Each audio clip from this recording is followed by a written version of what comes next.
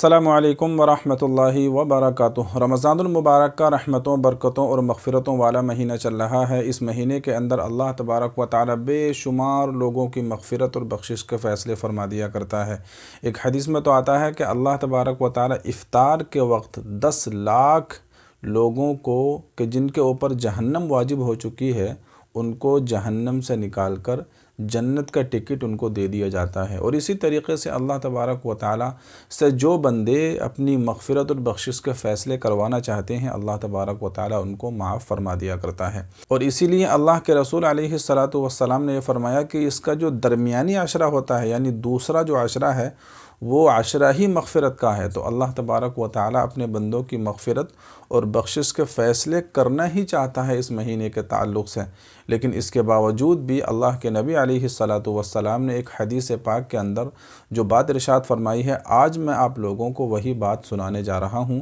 غور سے سننے کی حدیث ہے، اور اس حدیث کو سننے کے بعد پھر ہم اپنی زندگی کے بارے میں غور و فکر کریں کہ کہیں ایسا تو نہیں یہ رمضان المبارک کا مہینہ گزر جائے اور ہم اس حدیث کی وعید میں آ جائیں۔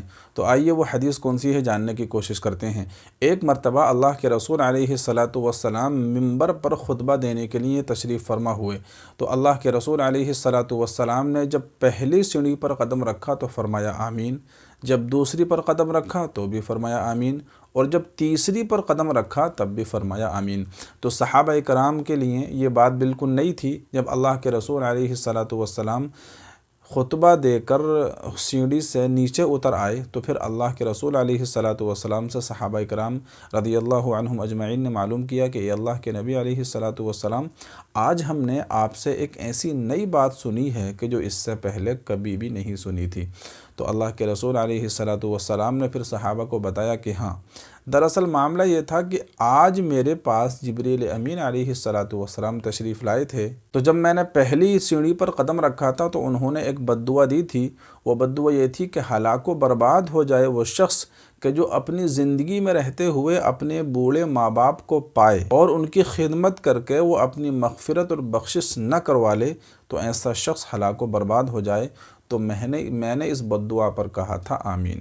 اور جب میں نے دوسرے سیڑھی پر قدم رکھا تو پھر حضرت جبریل علیہ السلام نے یہ بد دعا کی تھی کہ ہلاک و برباد ہو جائے وہ شخص کہ جس کے سامنے میرا نام آئے اور میرا نام آنے کے باوجود وہ مجھ پر درود و سلام نہ بھیجے، مجھ پر درود نہ پڑے، تو ایسا شخص بھی ہلاک و برباد ہو جائے۔ تو میں نے کہا تھا آمین۔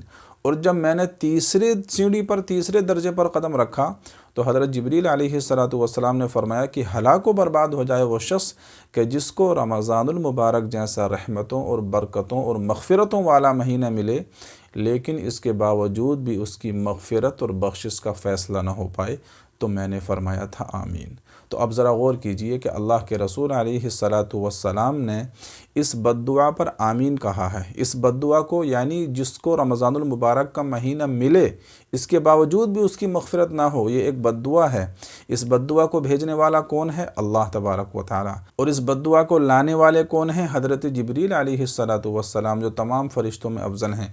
اور اس بد دعا پر آمین کہنے والے کون ہیں؟ میرے اور آپ کے پیارے آقا جناب رسول اللہ صلی اللہ علیہ وسلم کہ جو تمام کے تمام انبیاء کرام علیہم السلام میں افضل ہیں۔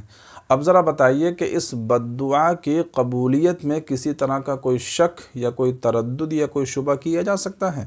یقیناً نہیں کیا جا سکتا ہے۔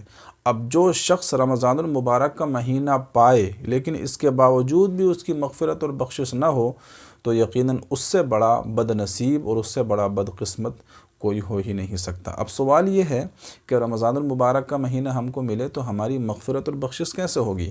اب دیکھیے، بہت آسان ہے۔ اللہ تبارک و تعالی نے رمضان کا مہینہ کس لیے دیا ہے؟ تاکہ آپ روزے رکھیے، نمازوں کا اہتمام کریں، تراویح کا اہتمام کریں، قرآن کریم کی تلاوت کریں، اللہ تبارک و تعالیٰ کا ذکر کریں، یعنی عبادت کے جتنے بھی کام ہیں روزہ رکھنے کے ساتھ ساتھ وہ سارے کے سارے کام کریں۔ یقیناً اللہ تبارک و تعالیٰ ہماری مغفرت اور بخشش کے فیصلے فرما دے گا۔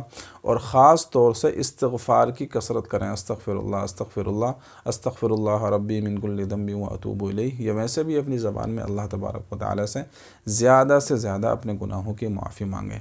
تو جس بندے کی بھی رمضان المبارک کے اندر مغفرت اور بخشش کے فیصلے نہیں ہوئے تو یقیناً وہ بہت بڑا بدقسمت اور بدنصیب ہے۔ تو زیادہ سے زیادہ اللہ تبارک و تعالی سے اپنی مغفرت اور بخشش کے فیصلے چاہیں، اور اللہ تبارک و تعالی سے اپنی مغفرت اور بخشش چاہتے رہیں، ہر وقت مغفرت اور بخشش کے دعائیں کرتے رہیں۔ اللہ تعالی ہم تمام کی مغفرت اور بخشش کے فیصلے فرمائے۔